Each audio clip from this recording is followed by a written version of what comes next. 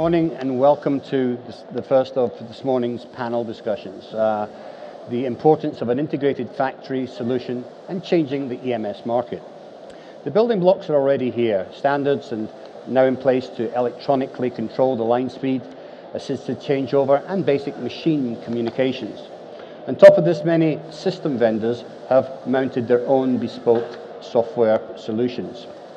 Some of them have even gone a step further. They've got their own MES systems. So what are the strengths and the challenges of this approach?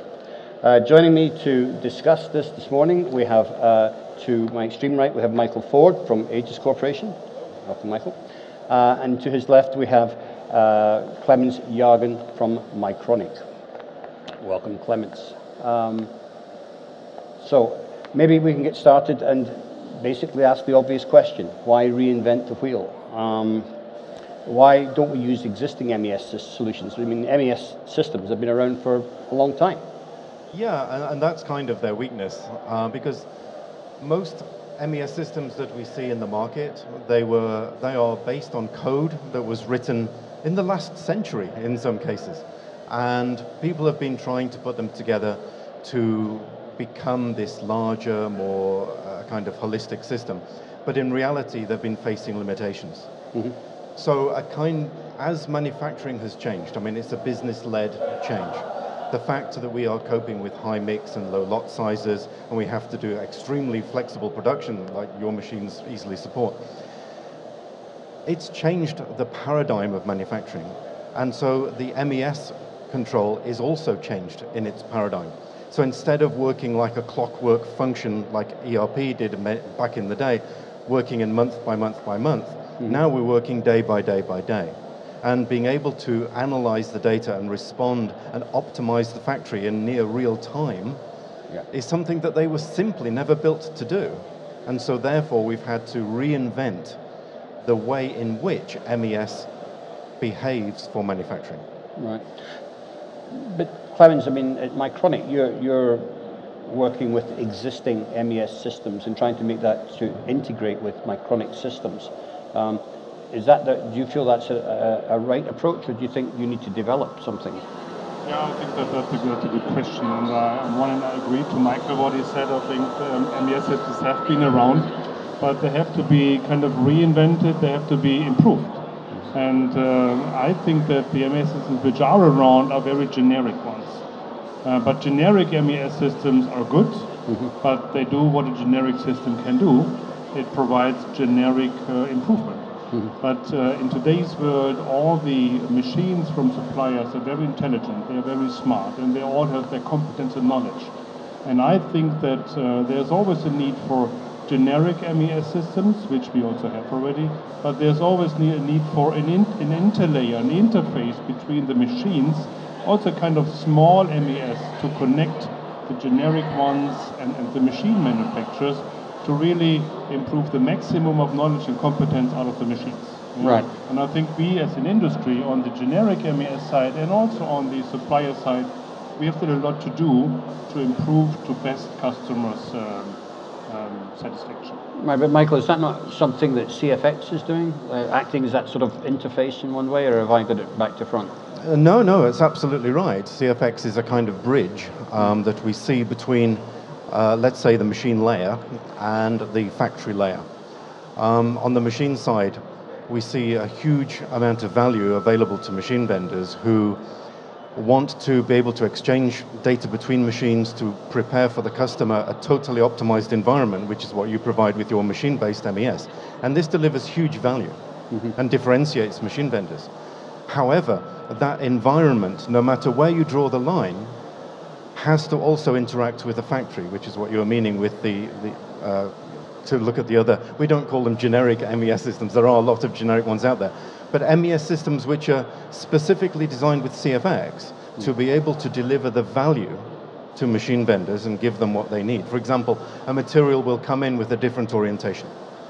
Without that link, the machine would stop because an adjustment would have to be made.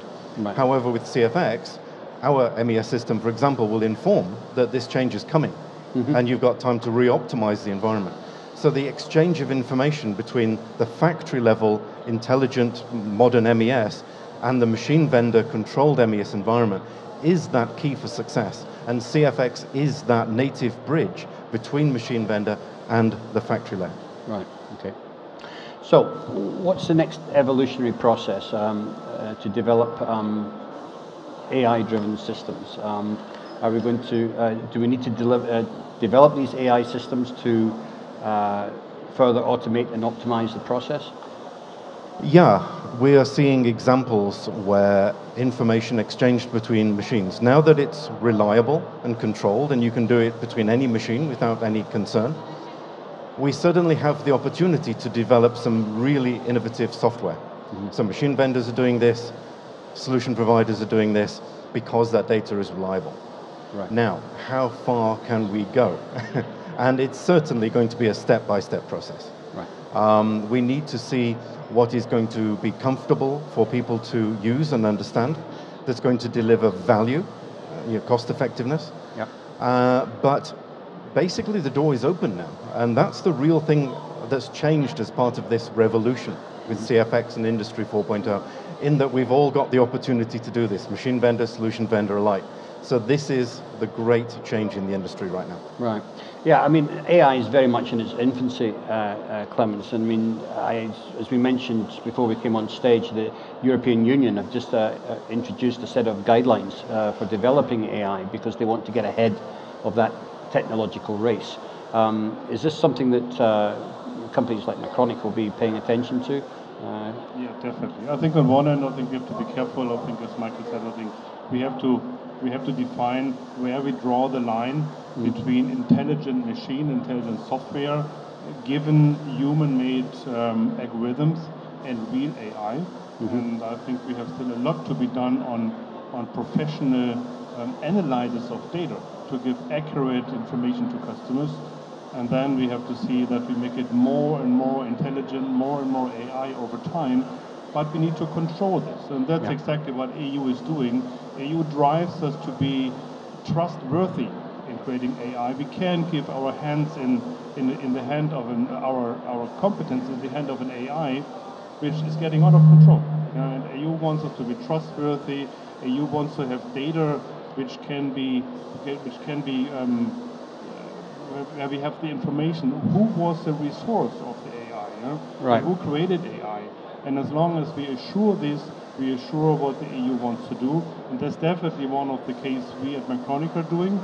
We are following these rules and guidelines, and that's important that we all together do that. Right, so you want to see a clear track back to who designed that AI system. And if there's a question arising out of that procedure, that it can actually trace back to a human decision at the end of the day. Yeah, the way I define AI is that if you have a set of data and you feed it into an algorithm and you get a result, maybe you do that again and you put the same data in, the same algorithm, you get the same answer. That's an algorithm. A software developer thought about that and he set up the constraints such that that is the result. There's a very clear responsibility there. However, when you get to the point where the software will create a different result given the same data, now who is responsible for that? Because the person who developed the software did not specifically design that outcome, but the outcome was created as a result of what the developer did. And so you could argue, well, that developer needs to be responsible for the fact that he's allowed that piece of software to make a decision which has had a certain impact. Right. Now, that is, I think, the gist of what the European guys are wanting to get together. And it basically follows, Asimov's 3 laws of robotics, and that is really a great benchmark that survives even today. Right. So it's good that we're thinking about this. It's good that these rules are in place as guidelines for everybody to follow, because everyone in the industry wants the assurance that with all this new technology that we're making, that it's going to be safe for them to use. There's going to be that audit trail back in case any problems happen, that they can be corrected. Because taking away that layer of unknown is really a key to getting the industry investing in this technology. Absolutely, yeah. So I think that's a very good description of what AI really is at the moment. So let's turn our attention to the actual automation that's taking place on the line itself. Do we need to start collecting more in-depth test data from post-reflow, like in ICT and areas like that, to get more, to improve our results further up the line. Definitely, I think as more data we gather, as better the results will be. But it's not about just collecting more data, it's about collecting valuable data. And I think this is the most important. We should not collect data just because of having more. The question is what brings the data, yeah? Which more intelligence, which more competence, which more knowledge we gain about the process. And because as more data you gather, as bigger your solution space will be. Yeah, yeah, but how do you know you're not going to need that data in 5 years' time? That's the reason why we have to gather data, but always have in mind, I think, what's the true value behind. And I think that's something what we, for example, do with the SPIs when we look at the solar paste deposition and the AOIs, when we look at the component placement. We're gathering all the data. Most of this data is already used today, but some data we may use in 5 years. That's definitely true. Yeah, okay. Post-reflow test data. It's absolutely essential for the guys who design products. I mean, let's take it back to the business side. People who are putting products into the market need to have the assurance that the product is going to perform exactly as they intended from the design stage. So they don't want any surprises. Yeah. So a lot of the issues will come from the material selected, alternatives and things like that, and how they affect the processes through which the boards go through. And so sometimes issues will happen in the market which are just intangible. They just don't have any idea on what is happening. But over time, if you do collect that data, you can start to run analysis to understand, okay, what impacted the variation in my intended design here? Was it a process-driven issue? Was it a material-driven issue? Can I now design an algorithm in my process to compensate for those events when they happen so that I can increase that reliability? The total business drive, taking raw materials to a finished product, is clearly wanting to drive that cycle now, to connect the entire design through manufacturing and back again flow. And that isn't just something that's in the domain of MES or design. That's something which we all need to work together to be able to action once we have the analysis of the data. So we are seeing a huge demand for people to collect data from these processes post-SMT.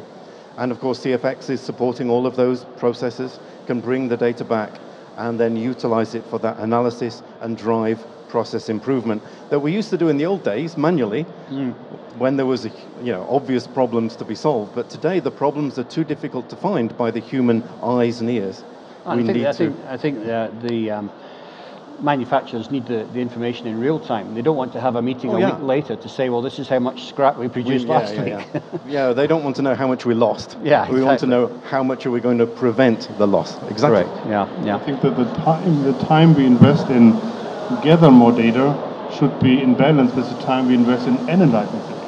I think as long as we have this in good balance, then there will be finally a true value. I think it just comes down to hiring a good data analyst, because that is really where the bottleneck is in the process, is making good, intelligent information out of the data and being able to interpret it properly. Yeah, there are some interesting software developments going on, true AIs out there in the market now, a lot of famous ones. Wouldn't it be great if we could feed them the data that they needed to start to act? Because it's like there's a brain out there that's looking for something to do. We've got the data, let's put the two together. Yeah. It's going to happen. It's going to happen, yeah. So, I mean, the holy grail for the industry is the lights out factory. What are the bottlenecks for preventing this from happening? This is a good question, yeah. So we all want that, yeah, lights off. One could argue, I think it's about software. But I would also argue it's about hardware, because today's hardware is pretty much human interface driven. And as long as we are not able to reinvent hardware in a way that we don't need human interface anymore, you can't switch lights off. It's more or less like, look at the car industry. Yeah? You can improve the cars to be more and more self-driven, more and more automated, but you can get to a stage of level 3, level 4, but to get to a stage of level 5 to be truly automated, we have to reinvent the car to make sure that it really works, safe in the environment we need it. And that's the same for the SMT. I think the human interface have to be designed out of the hardware to really make finally the factory slide off. Right. And I think we have to look also at entire infrastructure. Yeah? So the question can be, as long as we deliver zillions of components on reels, can we make it lighter? Yeah? Is the reel the way of bringing components to the machine which gives us the possibility to go for lighter factory? Right. Or do we also have to reinvent the entire infrastructure? This is not yet there and has to be driven. So on one hand, the answer could be the software, but I think it's also pretty much hardware driven to get to that stage. I think you're right, Clemens. I mean, the whole idea of how we automatically feed components onto the mounters is a huge one. So it really is. I don't see that as so much of a problem. If you look at the machines around, I mean, your machines and the machines we see here, there's some amazing technical innovation going on. Oh, for sure. How hard can it be to get a little square bit of plastic into a machine in a known orientation and position? It's just a matter of the redesign. So I believe that is going to be solved. It's a very complex one, it Michael, is. because I mean, you can have, one small example is you can have a batch of 0402s, for example, on a reel, and then it runs out and you replenish it, but the next reel's from a different manufacturer, and sizes are just minutely different. Do we need a reel? Well, maybe Go not. back to basics. So you're going to need intelligent pickup, is what I'm really getting at. Using a vision system for intelligent pickup. There we go. Yeah. And there are systems that vibrate components into known orientations and positions. You put a camera on the machine, boom, boom, boom, knows where it is, picks it up. Can it work fast enough? I'm sure you can develop that. I mean, sorry, I don't want to put you on the spot there. But the kind of technology I'm seeing is definitely getting to be that advanced. Right. I understand that somebody who makes software it's can easy. imagine how complicated it is to get a component on the board. But I think you're right. I think that's something we have to solve. And we have already come close with our feeder system. We may have the most advanced one, but you still need a couple of seconds to change a reel here to get the component. But that's exactly what I said. The hardware challenge have to be solved. And I think then the rest is on software, and then we will soon be then, in a couple of years, be able to provide the first lighter factories. Okay. That's our task. There is one more thing, and it's the word we don't like to talk about, the M word, maintenance. Maintenance. Because no matter how wonderful our equipment is, at some point it's going to need adjustment, and that adjustment, until we train robots to go and do the maintenance, we need to do it manually. A lot of the maintenance work that we do can be taken out by the design of the equipment so that it becomes more and more reliable. But ultimately, something will have to be done at some point. And so using the data from the machine itself, being able to understand the workload on each component of the machine, and to be able to work out the life expectancy and feed that data back directly through to a vendor so that the management of spare parts and the management of maintenance cycles can be automated. Yeah, I mean, maintenance has to be more intelligently scheduled, because there's so many times when a factory is operating, a line is operating, and a maintenance guy walks in and says, "Oh, we have to stop the line because I need to fix this machine." It needs to be more intelligently managed, for sure, going forward. So, if the future for the industry is going to be less operators in the factory space, does that mean that the machines in the factory themselves are going to change? I mean, do we need as much of the human safety factors involved in it? Do we need the casings on the machines, for example? I mean, what is that going to look like? Well, you said about removing the human interface. I think that's really interesting because, in a sense, we shouldn't need it anymore. The machine should be aware that the person is there. I mean, we have sensors being developed to do that now. But also, operators, it's not going to be like one operator per line or one operator per two lines anymore. It may be just one operator per factory. Right. And so using technologies such as augmented reality, for example, will bring the data to the operator rather than it being based on where the operator is. Right. So you have one screen effectively for everything. So the operator can be less expert in each specific machine, but can be informed using the AR systems. Absolutely. To let them cope with more, basically. I think the operator can be less expert, but then the expertise has to move to another area. I think everything has its cost, and when you may save some money on the operator safety, you have to add more cost and money on the process safety. Yeah? So somehow everything has its price tag.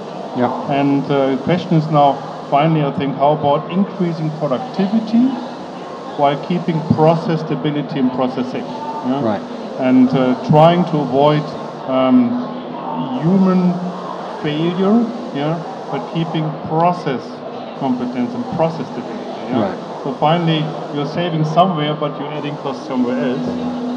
Our overall task is productivity gain and process stability. And there we definitely will win over time. Okay. So, final question: where are we going to be in 5 years? You know, put your look in your crystal ball and say, where are we going to be in 5 years' time? I think the real change is going to be how humans behave in the factory. We're going to see this kind of knowledge being supplied by experts remotely. We're going to see operators having a much wider scope of responsibility. We're going to see machines being able to be much more automated, much more flexible and reliable. But that's all the technical side. Right. What we're really going to see in terms of a business is that people who today are a little bit afraid of moving forward, of making changes, because even a small change in somebody's supply chain can result in an absolute financial disaster, virtually overnight. So a lot of people are very reluctant to change. I think our job right now for the next 5 years is to introduce this technology in a way that people feel comfortable, to be able to drive the will in the industry to meet the demand of the customer, which is to move forward with these kind of technologies that machine vendors and ourselves are providing. So I see the next 5 years as being, okay, we've opened the door, we've got connected factory, we've got plug and play machines now, we've got a lot more data than we used to have. Let's build the confidence in the owners of the factory, owners of the business of manufacturing, and help them use that technology to deliver what the customer needs. Because it's right there right now, and it's ready to be developed and started to use. So in 5 years, much nicer situation in the industry. Well, I think it's very much been driven at the moment by the tier one companies. They're the people who've got the volume and I guess some of the deeper pockets, etc., to really take this on and develop it. It's just going to be a trickle-down effect to the smaller manufacturers. So, I mean, where do you think we'll be in 5 years, Clemens? Yeah, so where are we in 5 years? If it's 5 or 6 years, so my thoughts are we need to strive for the fully automated process from the customer thought of an idea of a product to production. When he thinks and imagines what he needs, we need to be able to deliver to his thoughts.